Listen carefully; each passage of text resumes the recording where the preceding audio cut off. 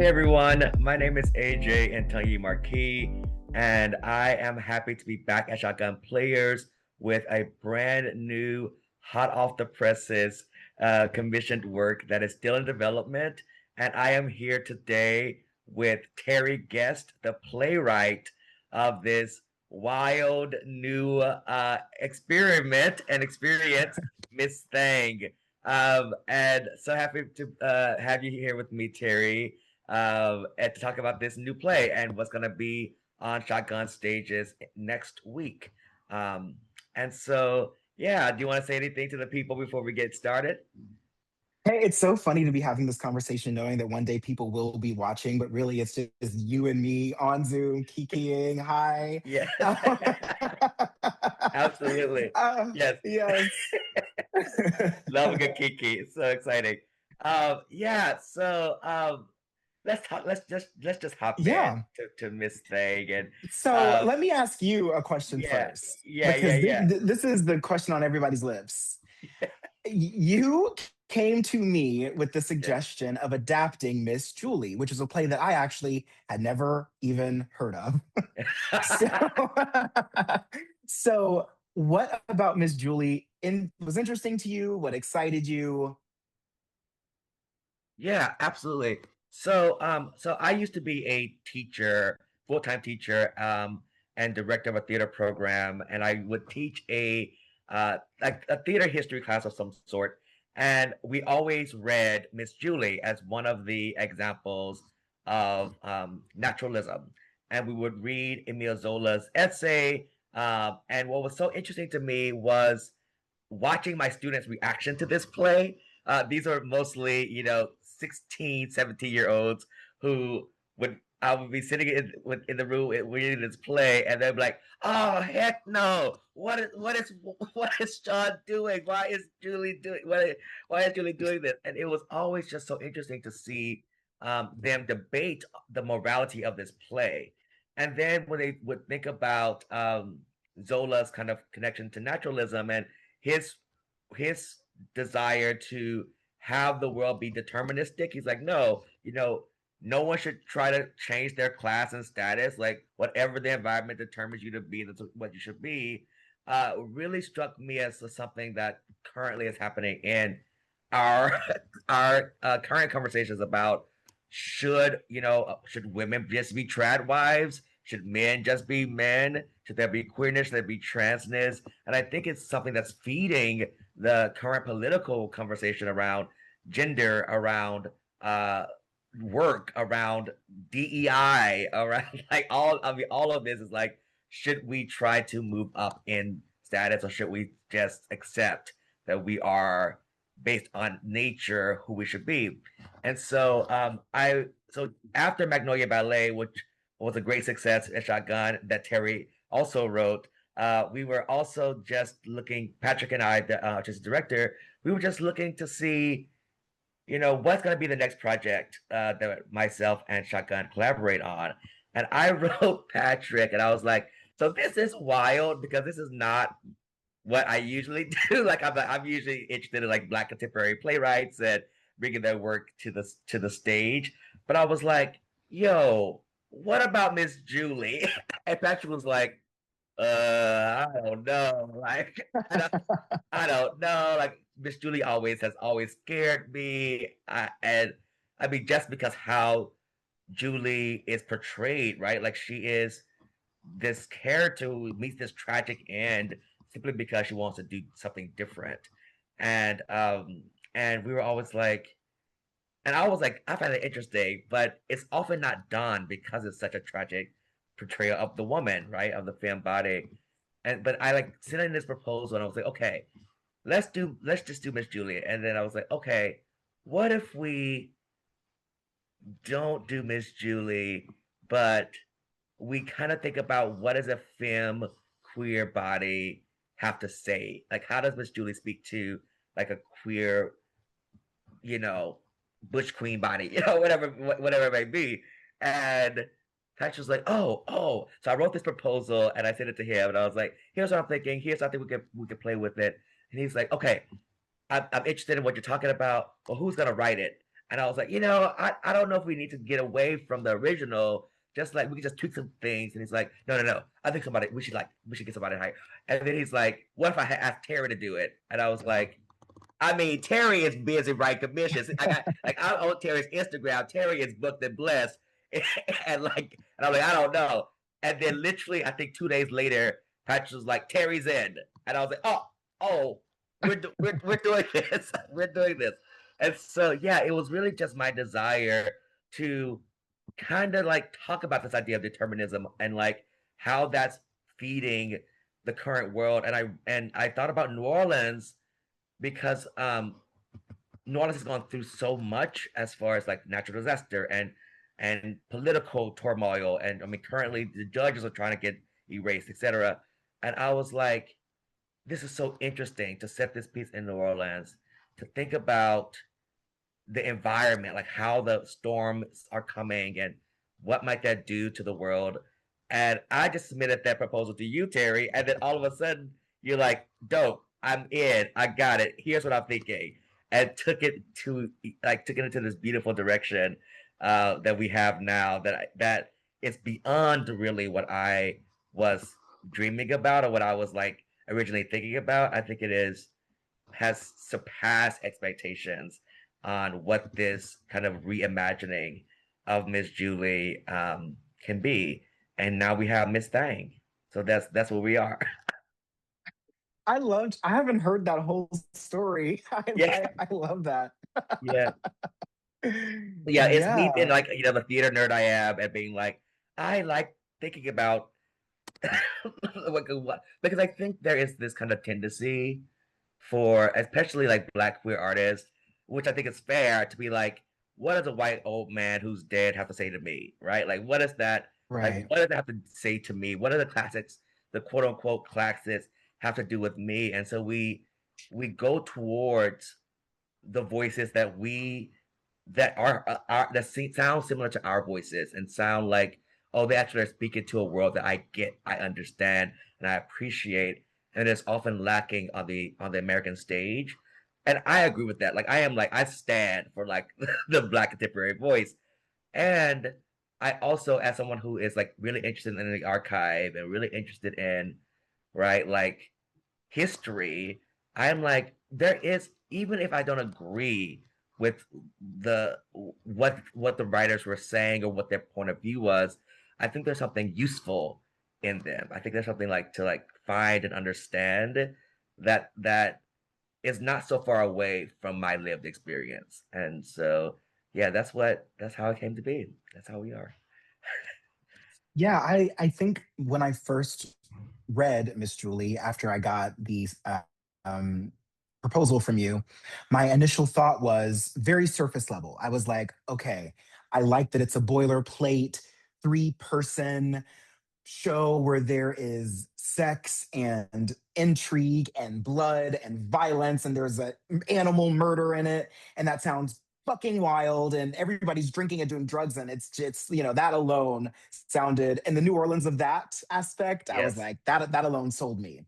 What can I say? I'm a simple man.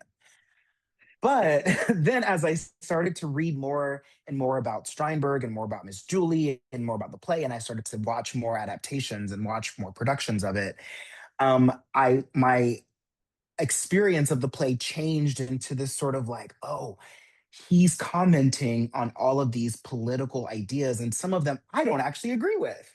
Right. And so it really challenged me to figure out, how do I speak to myself? How do I utilize this structure to speak to ideas that I have about today, Mhm. um, while also keeping the fun of adapting something, which is like, if I loved Miss Julie and I came to the show, I want to see an animal. I want to see a canary getting its head cut off. You know what I mean? Right, It's like, right, of course.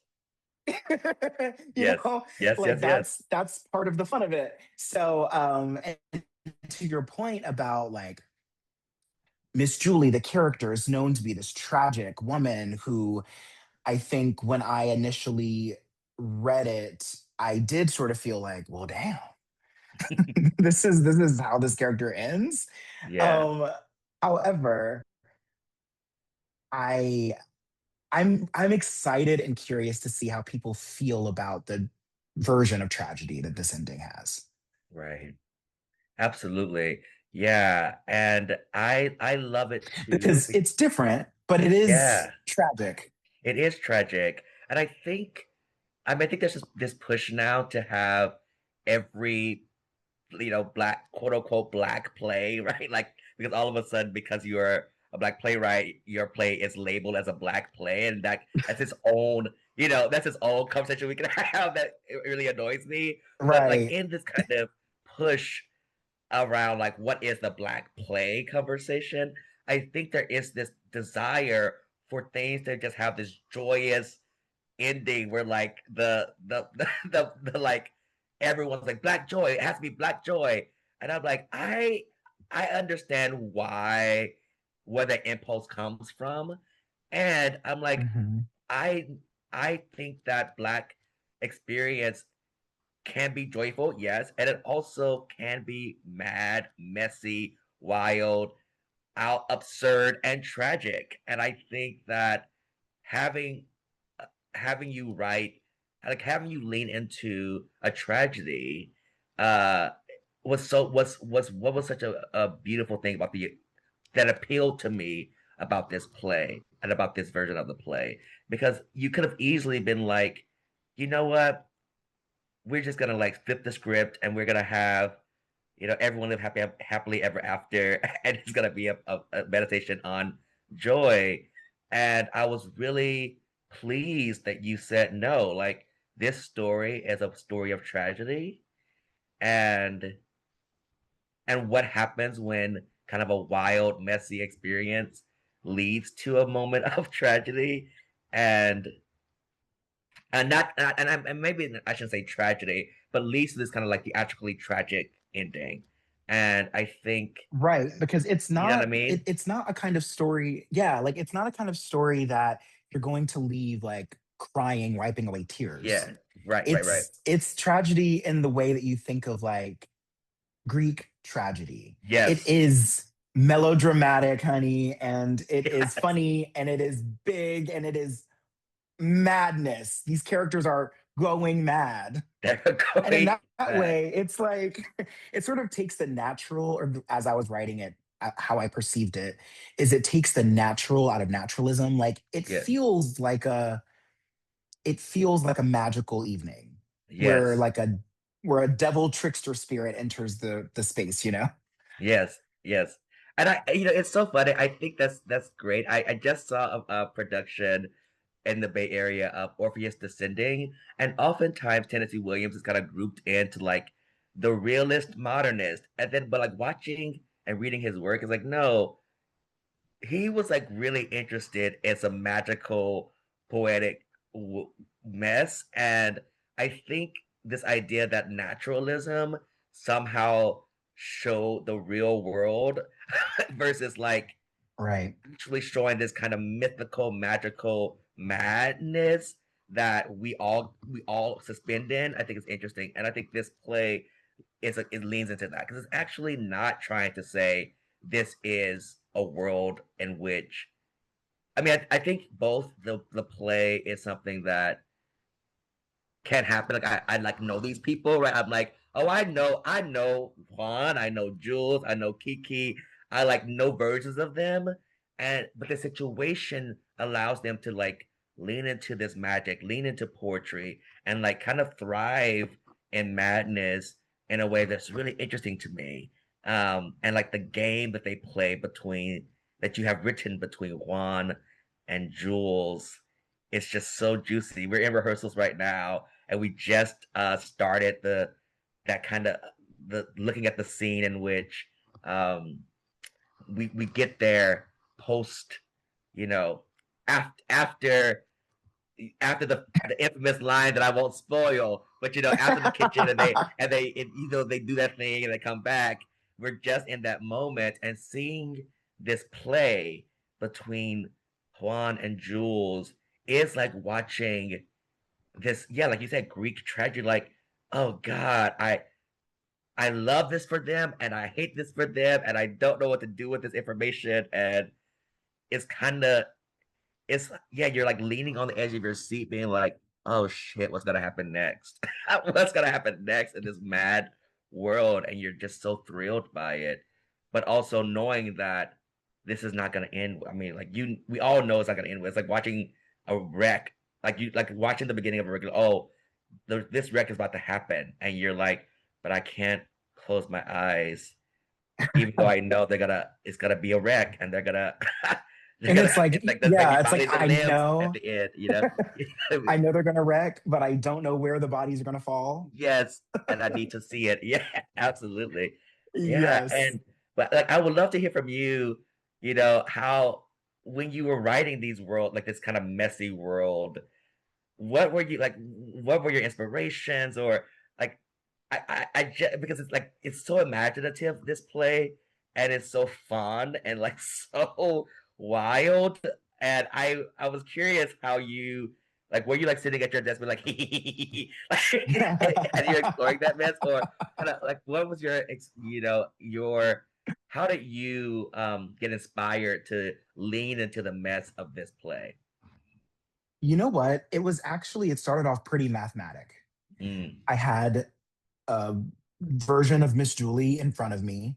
I had mm. a pen and I would go through and underline lines that I thought were engaging, or underline moments that I was like, this is something that you have to have. And I kept thinking, if Miss Julie was my Beyonce, what are the moments that you have to, what's the crazy in love?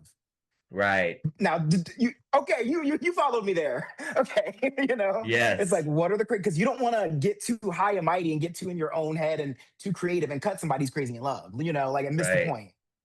Right. So really trying to see it as that, like, why do people like this piece? Why has it been something? I just saw a production of it here in Chicago, Mm. at Court Theater, which I thought was really interesting. But it's like, why have people been doing this for 100 years? And Yeah. try to figure that out. And so I read it a bunch of times and figured that out for myself, the things that I liked and the things that I thought people liked the most. And like I said, watched a bunch of adaptations and figured out, well, these are moments that every person has picked out. And Yeah. so do I want to lean into that or do I want to intentionally not do that? Yeah.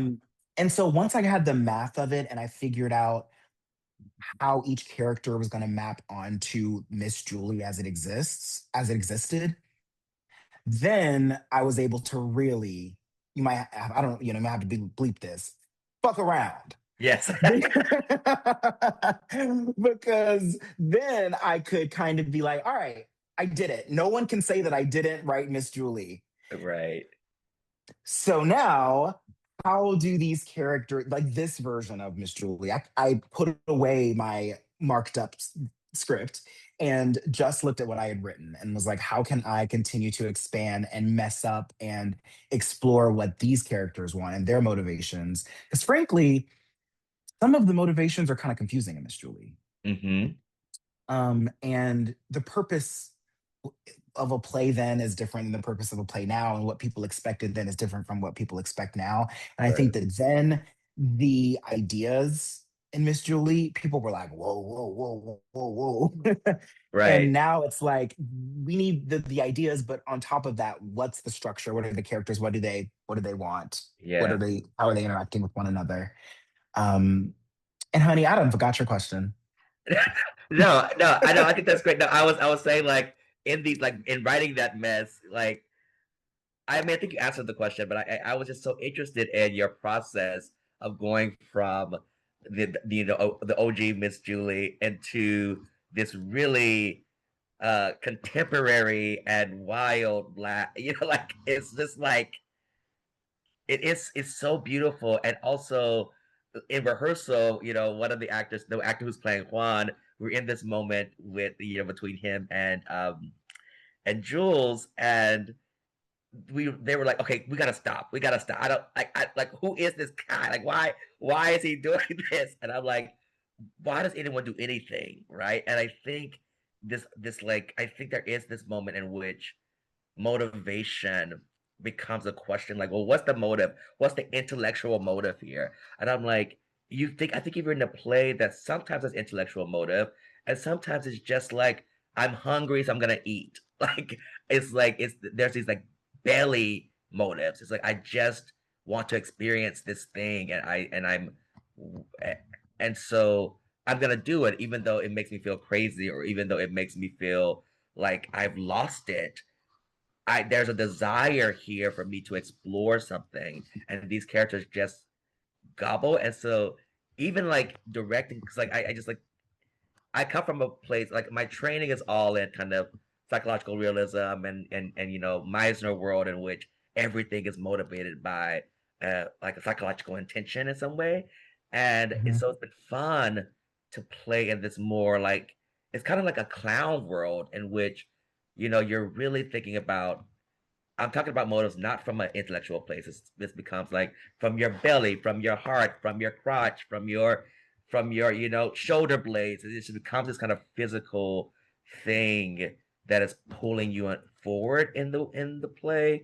And that's been really interesting to play with the actors in the room, like how these motives are like just driven by something that feels more primal, that feels more primordial than does this kind of big human brain motive. Mhm. And I, I think you spoke to that, but I was really interested right when you were saying you were trying to figure out what the math of the play, which is like this very procedural practice, and then you're like, okay, well now how do I add the mess and the language that I know that inspires these voices and these characters. And I think in doing that, you've created this really complex world, and where these characters are making decisions uh that some people would be like, that doesn't make any sense. But then you're like, but it does make sense if you are in a place of, like you said, Beyonce's crazy in love. And we've all, I don't know, raise your hand if you've been to that place. And you're like, I don't know why I'm making this choice right now, but I love this dude. And so, I guess I'm here. Like, I guess I'm, in the South of France, and I don't know why I'm here, but I'm here, whatever that may be.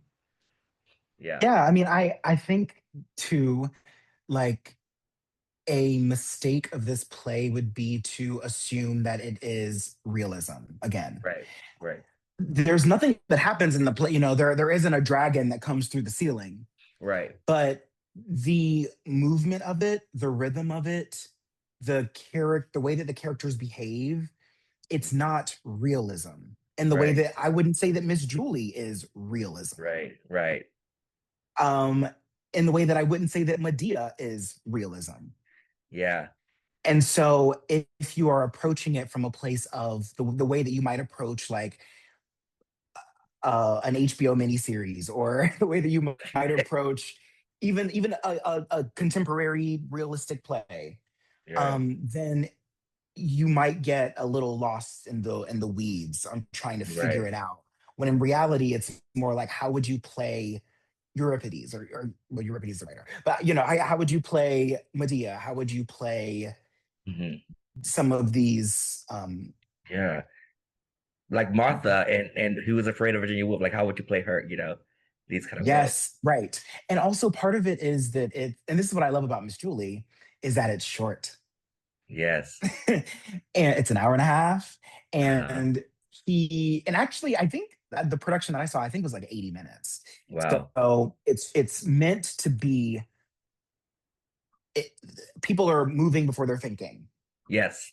And it should feel like a whirlwind of behavior and action and thought, and then it ends and everyone's like, whoa, stop the ride. Yes. Um, and I don't think that Miss Julie, I don't think, I think this is true of Miss Julie as well, but I don't think that it was ever intended to be something that the characters, the actors, or the audience had time to really ponder. Yes. Yes. And yeah, yeah. And for me, I come from a world of dance first. Like I always was in the dance world, contemporary dance world, and then theater. I mean, my family, my mom and my auntie are theater makers, but I was more like I want to dance, and then theater became next for me. But it kind of feels like a dance piece in that way, in which you're not like the body is just like I'm making this choice because the body demands me to make this choice, and that's a lot of the approach that I'm like that I think when people come see the show that they are thinking about these people as bodies in space making some choices that is driven by body, by desire, and not necessarily try to figure it out like intellect, like what is happening here, but like let it be experienced. And I think like in the same way that you would go to, you know, you would experience a Bill T. Jones concert, you know, dance concert, or a Peter Bausch piece. I think it is, for me, it feels similar to that in that I'm like, no, it's just we're just moving, we're moving, and then when the train stops and we're linked and we're suspended, right? You because you've written all these kind of really beautiful moments of quiet and just like watching and waiting and seeing that I think is also like that suspended floating what's what's at the top of the the top of the roller coaster before it drops and you're just like, oh, all right. And then the body moves. And so it's been really exciting to play with the text that yeah, like you said, it's not being approached like a realist text. And it's not being approached by, in the same way that we might name like tactics and objectives and whatever that may be. It's about like the body. And I think that's gonna be so fun for the audience to witness and for them to experience a piece that the language and the body is just like keep up or get lost, baby. Like keep up or get lost in the storm. And I think that's amazing. So yeah, thank you so much for this conversation, for this work. I think I hope and I know that the Bay Area audiences are going to have a ride and a roller coaster. And this work is still in development, right? Like we are still kind of having conversations about where it goes and how it goes. And this is just one of the next steps in its journey towards full production. And so it's exciting to be in this process, to have audience experience this world and hear the language for the first time. It's going to be the first audience that's hearing this language. And it's going to be exciting to see how this process continues to grow and how this work becomes Terry's, Pulitzer award winning production. But no, I think it's a really beautiful work, and I really thank you for taking the challenge and like being like, what's this Julie about, and creating this really beautiful work that's going to be added to the canon and going to do some really great things for our artists of color to play these really dynamic and messy and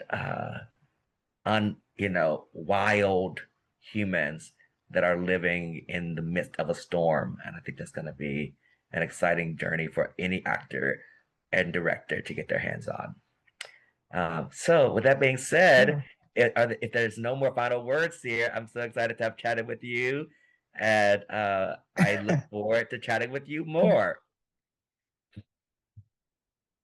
Yes, the only thing I will say is Oh if yeah, you yep, have read Miss Julie, you'll have so much fun with this play. And in fact, go through Wikipedia and reread it because you'll catch all of the like, why is this? Oh, that happened. But if you haven't read Miss Julie, I think you would really, really gag as well.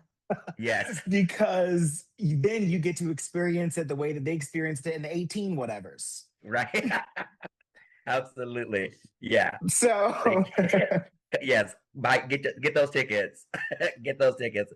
Y'all don't want to miss it. yes. I remember just one last thing. I just remember the first time you sent the draft over, and we read the first draft, and I literally was like sitting on my couch, mouth gagged. I was like, "Oh my god, look at what Terry's done." So even if you don't know the play, I think if you're just someone who's interested in, seeing some good theater, I think your mouth's gonna be wide open, gagged in your seat. So I agree 100%, Terry. Uh, thank you, and uh, I think we'll say bye for now, but we'll see each other soon. To chat soon. Yes.